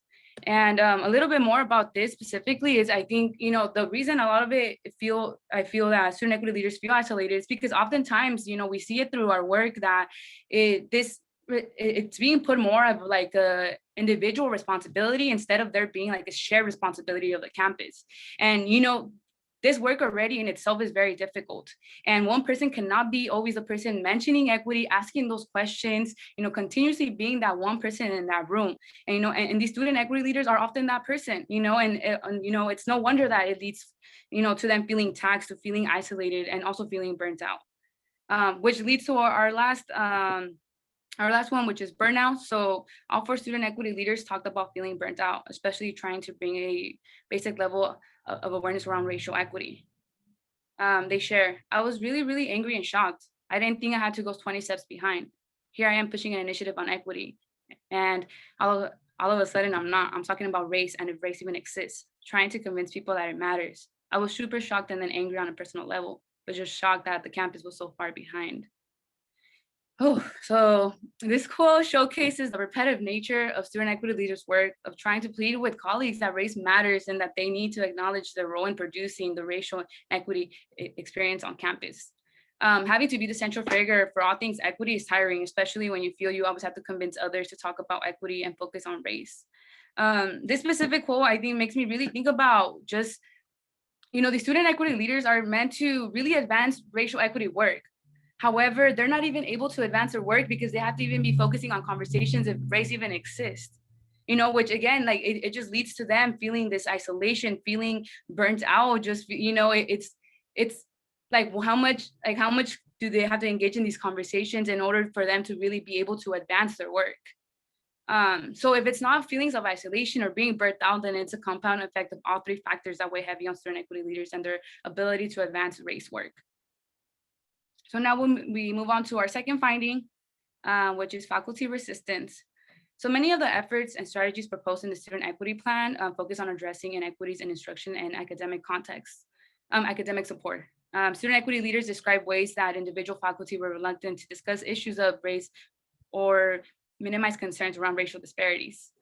So additionally, collective spaces like faculty senate and shared governance were perceived by student equity leaders to amplify resistance to the racial equity efforts. So we'll start off with individual faculty pushback. So student equity leaders face serious pushback when equity conversation centered race. Faculty were even hesitant to attend diversity trainings, which is not surprising. So before the final equity plan was approved, actually, numerous revisions occurred, specifically addressing bold language that took responsibility for inequitable outcomes, called out existing practices that may do more harm than good, and set a clear vision to address racial disparities. Another factor impeding the racial equity work at these sites was the reluctance of faculty to acknowledge the current and persistent institutional gaps. They share, faculty saw our data as questionable. They would say anecdotally, my students are completing and transferring, so what's the problem? Ryan continued at these planning meetings. Faculty felt that they were being blamed, but faculty just didn't understand that it is the institution that needs to work on closing the gaps, not our students. So many faculty were completely resistant to the idea that there is an equity problem and that the college has something to do with it and it can change for the better. Faculty were averse to talk about race or acknowledge their institution's responsibility to address equity gaps, created resistance for student equity leaders to continue their equity work, which again is just really problematic, and just with individual faculty not even willing to recognize or engage in conversations for them to be able to know how they do play a role in this. We all play a role in really advancing racial equity, and this really just again they would continue to create barriers for student equity leaders and their efforts. So next I'll be talking about shared governance. So each campus had varying levels of resistance that stemmed from shared governance or faculty senate that blocked, delayed, or influenced the enactment of race work proposed in their plan. Shared governance plays a critical role in the process of reviewing and approving the efforts listed in the equity plans, especially if strategies seek to address inequity in academic and classroom contexts. So student equity leaders describe how shared governance diluted race-conscious efforts and maintained structures that perpetuate inequity. Faculty within shared governance would thoroughly examine and critique the types of programs, culturally relevant pedagogy, faculty equity trainings, and any other equity-oriented student-centered strategies. So Ale Rancho Emilio Torres sought to improve equity through a new faculty workshops and co-curricular design initiatives. So in just one of the conversations they had, a faculty member shared, you can't have administrators telling faculty what professional development they need or when they need it, should get it, and what it should be. So this quote illustrates the division between faculty and administration and just working together to advance racial equity. So the unwillingness to engage in new approaches continues to create barriers for student equity leaders to push their efforts forward. Given just the strong focus on improving academic outcomes through the student equity plan, targeting curriculum, academic support, and faculty training, there was much resistance to that student equity leaders' racialized approach. And again, I just really want to, this just reinforces also that student equity leaders are managers and administrators and not faculty. This division, it really is preventing us to really being able to move this work forward. If we're focusing so much on this, well, administrators are their own thing, faculty are their own thing. It's just, again, like, we need to be student-centered. There has to be this equity-minded approach, because if we're focusing on these, these divisions and other things, again, they're just barriers to advancing our work. And honestly, I truly believe like faculty play a big role. Again, our students sometimes only get to see faculty first. And if we have some faculty that are not even willing to engage in these conversations, like, it's just, we won't be able to advance racial equity. Like, again, like, everybody plays a key role and everybody needs to understand that they need to do something about this. But, unfortunately, some people don't. So it's like, how do we get there? But yeah, this is a little bit of the findings that we found. Thank you so much, Elizabeth. Really, really drawing out and bringing our findings to life. But I think it's sometimes it's hard for us to read this work, to look at our notes, look at the interview transcripts.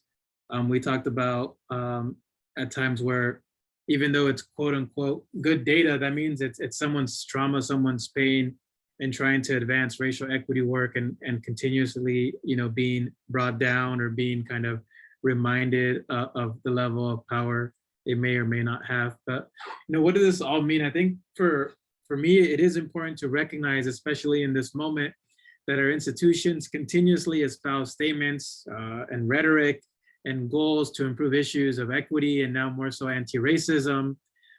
This work is extremely important, but it tends to fall on minoritized individuals with different levels of status on campus that are always short on resources and capacity, as well as operating within racialized organizations that have established routines, behaviors, and structures to operate in ways that resist what we are now calling broadly DEI efforts, especially by faculty colleagues, right? And if you're looking at the chat, I think that's kind of reified in those comments.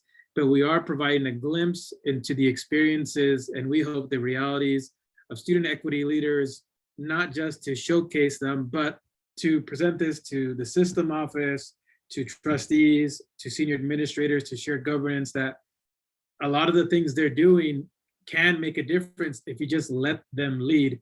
I think one of the things that's not in this paper particularly, but many of these racial equity efforts that were described in these equity plans mirror the recommendations, the demands that many groups have advocated for since the spring and summer uprising, kind of starting with the state-sanctioned murder of George Floyd and then the call to action. So many of the things that would make a difference for minoritized communities were already listed in the plan, but they were not able to be enacted. And this kind of reminds us of Greek mythology and Sisyphus in terms of equity leaders and illustrating the labor of always trying to push the work forward, only to get close to the peak and then see the boulder roll back to the bottom. It's also important to note that the research and the data collected was prior to the pandemic. It actually was stopped short by the pandemic, where I'm hoping that the calls for racial justice have expanded, and that's where my more recent work with the College Futures Grant is allowing me to understand that. But this need to repetitively move the boulder up, right? Trying to convince colleagues that racism is real and the ways that it manifests on campus, always educating others that are reluctant on campus to acknowledge their own role in creating inequity, as well as in trying to dismantle it and build something anew, and then having to navigate through or around resistance from senior leaders and the broader campus community. I think for me, that kind of illustrates the work that we've done. We have some implications here about the need for again, the community to acknowledge the weight of this racial equity work, right? The weight is heavy in terms of the feelings of taxation, of isolation, and for many wanting to quit. That was a very common theme around this research, but I don't know if it's luckily or fortunate, but these individuals understand that if it's not them, then who, in terms of trying to address the barriers and the inequities on their campus. But again, that plays into the literature around emotional labor, that rather than an institution providing you with resources or a commitment or developing a shared responsibility, it just extracts your motivations, your commitment, and your willingness as an individual. And so that really is our first recommendation around acknowledging the weight of racial equity and developing and institutionalizing a collective commitment and shared responsibility towards racial equity. And then, at least from this data, is combating faculty resistance to equity-oriented change, whether it's hiring better faculty, whether it's mandating training, which we include mandating in this presentation, which we know very real and very hard to actually mandate anything, but ultimately work towards a culture that increases faculty participation in equity committees, campus-wide initiatives, that allows for them to make change within their influence of kind of control, whether it's the classroom, it's the campus, or their curriculum. And then I think for me, I just wanted to offer an opportunity for Elizabeth to highlight anything else you've learned from this project or want to share out with the audience members that we still have before we close this third session and our first virtual showcase. Thank you, Dr. Felix. I think I've learned a lot throughout this project, honestly. But first, definitely want to thank the student equity leaders for their efforts, for their work and commitment to this work, because doing race work is definitely not easy. And I think I've learned so much, through this work. But also, I think one thing that I mentioned earlier when I was talking about the findings, was the division of faculty and staff, and administrators in doing this work.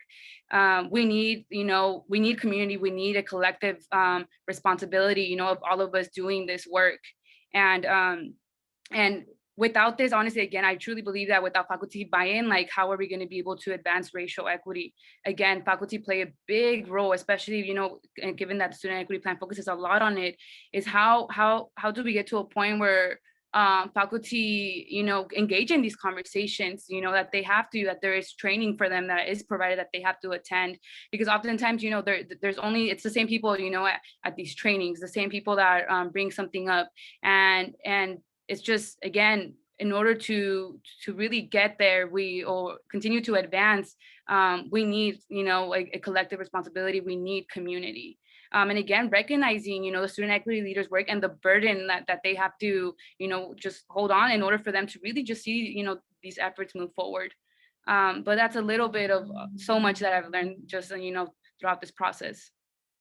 Great. Thank you so much, Elizabeth, for those closing remarks, and want to thank you all for enduring through the third session. I think each of these presentations have been extremely important to highlight and to showcase, and we'll move into the discussion portion of this third session, and then we'll go to closing remarks. So let's go with Gustavo, Alejandro, and then Rick. I think I'll read out your question when I find it in the chat. So Gustavo?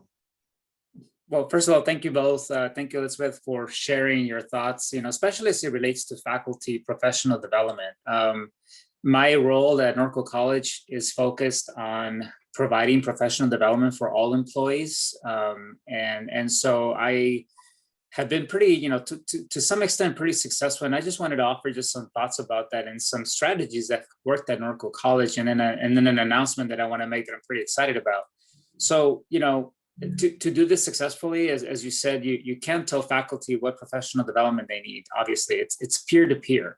And so, as a dean, as an administrator, you have to find the faculty that are well regarded by other faculty first. And then, once you identify those individuals, you send them to institutes, treat them, send them to conferences, let them really wrap their head around equity. And then little by little, they become the advocates to get their peers to also want to take on and complete professional development around equity. And so in essence, you're training the trainers, right? They become the trainers for others and advocates for others. And that's the only way you really, that I have found that you really impact the number of faculty that want to be involved in professional development. And then as I think Elizabeth mentioned, you make that part of the hiring process. We don't hire faculty anymore that are not committed to equity. That's part of the hiring process. And so, you know, in our district, we've been pretty successful at that for some time. And I'm happy to report that this last week, the faculty union renegotiated their contract. And one of the things that changed is the number of hours of institutional service. So faculty are required to provide 24 hours of institutional service per year. But in the contract, they agreed for 8 of those hours to be on equity-minded training. And that's a huge, huge success for our district. But that's taken, you know, almost 10 years, I think, in the making just to get to this point. But we're pretty excited about that. But as you can see, I mean, that's how you impact and get faculty to volunteer themselves really to be a part of the efforts. And so again, thank you for your insights. And I just kind of want to put that out there for those of you that are struggling in this area of getting faculty involved in professional development. Thank you, Gustavo. Thank you so much for that, Gustavo. I also recognize that we're at 1 o'clock, so anyone that's willing to carry the conversation for a couple more minutes, that's great. Thank you all for still being here, and we'll move to Alejandro's comment or remark. Yes, a comment. And first of all, I want to say the Cal State Fullerton imprint in this panel is very strong. Go Titans. Elizabeth, thank you so much. I think the work that you and Dr. Felix have done today are in another level for faculty. I think this provides us some key weapons in our arsenal. I will actually say the parallel thing that what my colleague just said right now from Norco. One thing is following the channels. The other is your faculty of color have to be politically organized. This is what we did at Cal State Fullerton the last 2 years. I organized over 40 Latinx faculty, and we started making the university accountable for its equity and diversity programs. Stop with the marketing of diversity and let's get some real diversity, and let's have less white-centered diversity programming. That is, how do we educate white people and then we get ignored? So this adds, I think this type of research is so critical and urgent because there is policy that needs to get done, but the reality is if it's not backed up with politics, social movements, and your faculty of color is not organized, these changes will not happen because there needs to be an accountability system. Thank you so much. Awesome. Thank you for that, Alejandro, and a reminder again to be politically organized and to also have the savviness to maneuver in political ways that advance your goals without developing new enemies or active resistance, right? There's always that passive resistance, but the way that you frame your work and the way that you organize with your campus colleagues really does make a difference. We'll go with Juan. Thank you again. This research is really, really important, as the other commenters have highlighted. I just wanted to maybe observe with respect to the combating faculty resistance. One of the things that and I think Gustavo sort of highlighted it is, of course, the unionization of faculty. I think this is going to be probably the highest hurdle and obstacle to have to overcome. My institution, any attempts at trying to implement professional development requirements on equity, anti-racism have gone down the drain because there's just not enough faculty of color, as Profe Gradia points out, to hold the institution accountable, and more so our union. So I'm just wondering if your research might look at how to deal with informing or getting unions to recognize that the biggest shield that I find, at least as a faculty at community college, with colleagues who are resistant to equity and anti-racism, is their reliance on academic freedom. And so, you know, how do we go about, and how is there a way, a method to educate faculty on the need to balance academic freedom with, of course, the student centered approach to teaching, right? You know, I've tried to, on my campus, the way I try to frame it is, hey, look, you know, personal freedom in civil society, we have limits. You acknowledge that. We can't do whatever we want to in civil society. We agree with that. Why can't we have that same mindset when it comes to what we do in our classroom? But it often falls on deaf ears. So I'm just wondering if research or there might be some way to look at balancing academic freedom with, of course, what faculty do in the classroom. Thank you. Yeah, I mean, there is research that I've read as it relates to that. My work has not focused necessarily on faculty unions or collective bargaining units, although they have been at the center at times in different work. I can think about the ways that I studied SB 1440 and the implementation of the associate degrees for transfer, and the ways that faculty unions kind of held up that implementation for 2 to 3 years, so much so that a follow-up bill had to be passed 4 years later, right? But I myself haven't focused on that yet, but I think it's important to have those conversations about the ways that we preserve the rights of workers, right, to unionize and to be protected, with also understanding these broader equity reforms that may require us to change some of our practices, the way we label things, you know, moving forward. And so I think that's an important conversation, and one that my research doesn't dive into, but I'd be happy to think about that over the summer in terms of the ways that the knowledge that we've shared today can be shared out with collective bargaining units, Teamsters, the statewide academic senate, the faculty, I don't know what it is, Faculty Association for Community Colleges.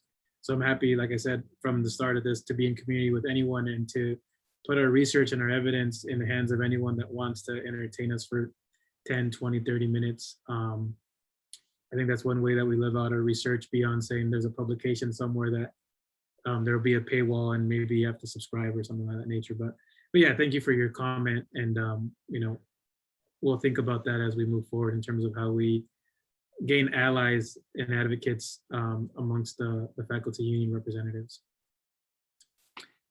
I think with that being said, I mean, if anyone has any additional questions or comments, I want to thank you all for being here and for making our first showcase a success. You know, even if it was going to be 2 people, I was excited that we were going to be able to show out and present our work. Like I said, I am extremely proud of everyone that presented today, and those that were doing things behind the scene as well. It's a testament that, you know, scholars, academics can be found at any institution. I'm just so lucky to be here at San Diego State, to be working with first-gen scholars of color that want to not just dismantle inequity, but build something new, right? A lot of times you talk about tearing something down, but what are you building instead? And I've learned so much from each of you, and just thankful for the time that we've had together. Those of you that are still in the audience, also appreciate y'all making space and being in community today. I'll just drop in these questions here.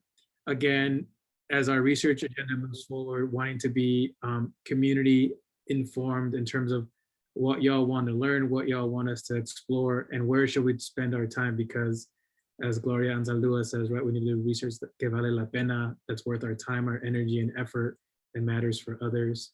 But with that, I think we'll close this session and enjoy the rest of the Wednesday, and maybe take a break in honor of Diego's birthday.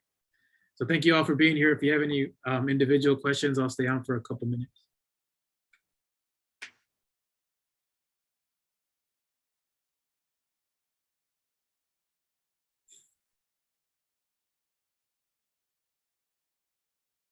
Cool. All right, did y'all get anyone want to go get lunch? Wait, you sent a message? On Yeah. group me. On group me. Wow, y'all were gonna go without me? No, you invited. Also, stop recording. Oh yeah, my bad. It's about to get sent out.